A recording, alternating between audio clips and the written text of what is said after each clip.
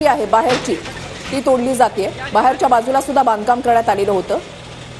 हे बांधकाम आधी तोडलं जात आहे आणि त्याच्या घरामधलं सामान सुद्धा सगळं सामान जे आहे ते एक एक करत सुरुवातीला बाहेर काढण्यात आलं आणि त्याच्या घराच्या बाहेर हे बांधकाम केलेलं होतं त्या बांधकामावर आता बुलडोझर फिरलेला आहे।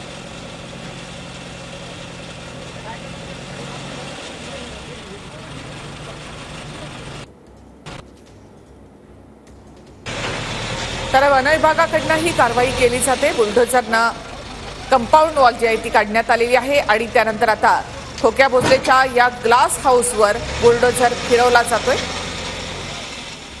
त्याआधी घरातलं सामान बाहेर काढण्यात आलंय, तसंच एक जी पिशवी आहे ती देखील बाहेर काढण्यात आली। बहुतेक त्यामध्ये काही पैसे असू शकतात। वन विभागाची नोटीस मिळाल्यानंतर खोक्या भोसले याचं घर त्याच्या नातेवाईकांनी रिकामं केलेलं आहे।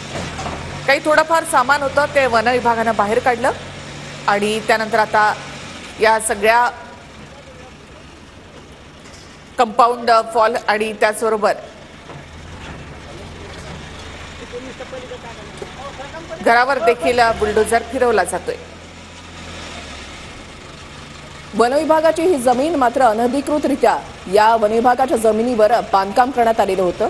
खोक्या भोसलेनं या ठिकाणी आपलं घर जे आहे ते तयार केलेलं होतं। बाहेरून जरी हे घर साधं दिसत असलं तरी आतून आलिशान पद्धतीने याचं बांधकाम जे आहे ते करण्यात आलेलं होतं। सामान सुद्धा तसंच जे आहे ते ठेवण्यात आलेलं होतं आणि व्यवस्थित घराच्या बाजूला चारी बाजूला तारेचं कंपाऊंड जे आहे त्या ठिकाणी टाकण्यात आलेलं होतं।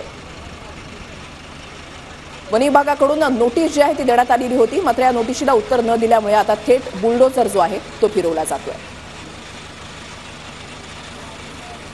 थेट दृश्य पाहतोय आपण शिरूर कासार या ठिकाणी खोक्या भोसले याचं हे वन विभागाच्या जमिनीवर असलेलं घर। आणखीही काही वैद्य लोकांची घरं या ठिकाणी होती, तिथून ते लोक निघून गेलेले आहेत। तर खोक्या भोसलेनं या ठिकाणी ग्लास हाऊस बांधलेलं होतं त्यावर आता बुलडोझर फिरवला जातोय। थेट आपण जाऊयात आमचे प्रतिनिधी ज्ञानेश्वर यांच्याकडे। ज्ञानेश्वर, आपण आता पाहिलं की कारवाई सुरू झालेली आहे, बुलडोझर फिरवला जातोय।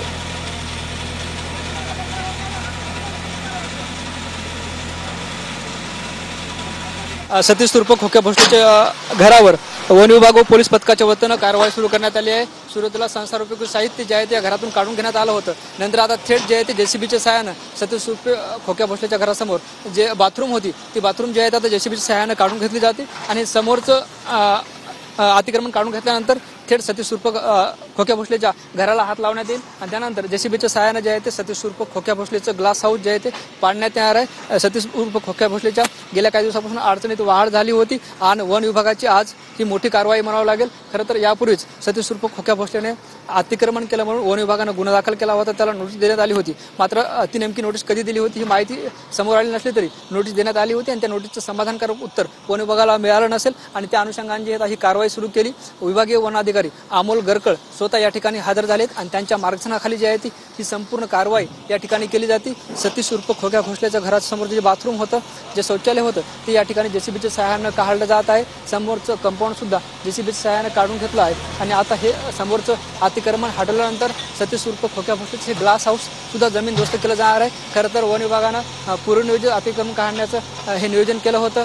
जेसीबी या ठिकाणी पाहायला मिळते, त्याचबरोबर जे आहे ते वन विभागाच्या 2 गाड्या सुद्धा या ठिकाणी आणून ठेवल्या आहेत आणि बाजूला एक ट्रॅक्टर सुद्धा पाहायला मिळतो आणि हे सगळं लवाजमासह वन विभाग व पोलीस पथक या ठिकाणी थोड्या वेळापूर्वी दाखल झालं होतं आणि गेल्या काही वेळापासून सतीश उर्फ खोक्या भोसलेच्या वन विभागाच्या जागेवर केलेल्या अतिक्रमाचं घराची पडझड या ठिकाणी वन विभागाच्या वतीनं करण्यात आली। खरं तर सतीश उर्फ खोक्या भोसलेला काल प्रयागराजमधून अटक करण्यात आलं होतं, मात्र तो बीडमध्ये पोहोचण्यापूर्वी त्याचं घर जे आहे ते आता आपण पाहतो